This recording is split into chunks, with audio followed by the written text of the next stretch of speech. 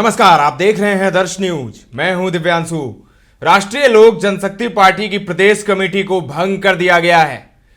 बिहार विधानसभा चुनाव की सुगबुगाहट के बीच इस वक्त की सबसे बड़ी खबर आ रही है, जहां पर पशुपति पारस की पार्टी, जी हां, राष्ट्रीय लोक जनशक्ति पार्टी की प्रदेश कमेटी को भंग कर दिया गया है।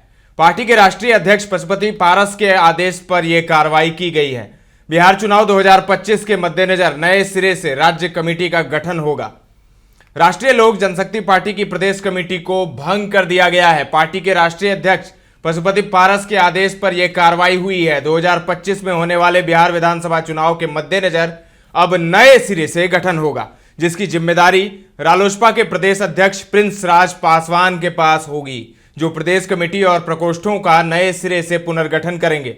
आपको बता दें, सोमवार को केंद्रीय गृह मंत्री अमित शाह से रालोसपा अध्यक्ष पशुपति पारस ने मुलाकात की थी, जो करीब आधे घंटे तक चली थी। इस दौरान प्रिंस राज भी मौजूद थे। मुलाकात के दौरान पशुपति पारस ने भरोसा दिलाया कि उनकी पार्टी रालोसपा एनडीए को समर्थन देना जारी रखेगी।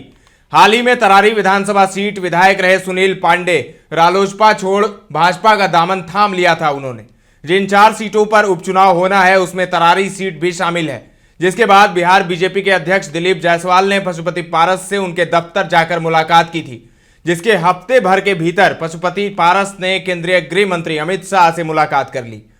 बीते लोकसभा चुनाव में बिहार में एनडीए के सीट बंटवारे में रालोसपा को एक भी सीट नहीं मिली थी, आपको पता है, जिसके चलते उन्होंने केंद्रीय मंत्री पद से इस्तीफा दे दिया था। हालांकि एनडीए में शामिल रहे थे वो। वहीं चिराग पासवान की लोजपा आर को सीट बंटवारे में 5 सीटें मिली थी, जिन सभी 5 सीटों पर उनकी पार्टी ने जीत दर्ज की थी।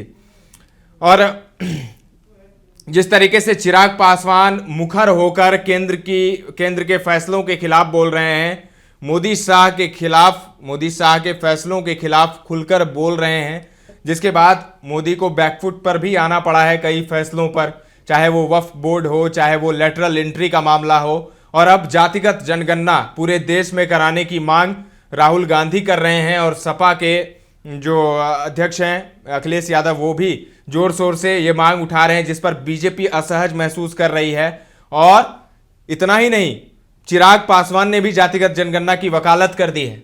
और ऐसा लग रहा है पशुपति पारस और जिस तरीके से अमित शाह की मुलाकात हुई है, तो कहीं ना कहीं चिराग का इलाज ढूंढने के लिए ये कवायद की जा रही है। और चिराग का इलाज लगता है कि ढूंढ भी लिया है बीजेपी ने। जिस तरीके से चिराग खुलकर बोल रहे हैं बीजेपी अपने ही सरकार के खिलाफ में, तो बीजेपी जरूर असहज है, लेकिन बीजेपी ने इसका तोड़ भी निकालना शुरू कर दिया है और पशुपति पारस को अपने खेमे में शामिल कर रहे हैं। नज़दीकियां बढ़ रही है बीजेपी की पशुपति पारस से, तो इसे उस चीज़ से भी जोड़कर देखा जा रहा है कि चिराग पासवान जिस तरीके से मुखर होकर मोदी सरकार के फैसलों के खिलाफ बोल रहे हैं, तो बीजेपी ने उसका तोड़ निकालने के लिए पशुपति पारस को नज़दीक कर लिया है। अब आने वाले दिनों में और क्या होगा, ये देखना बड़ा दिलचस्प होगा। फिलहाल के लिए इतना ही।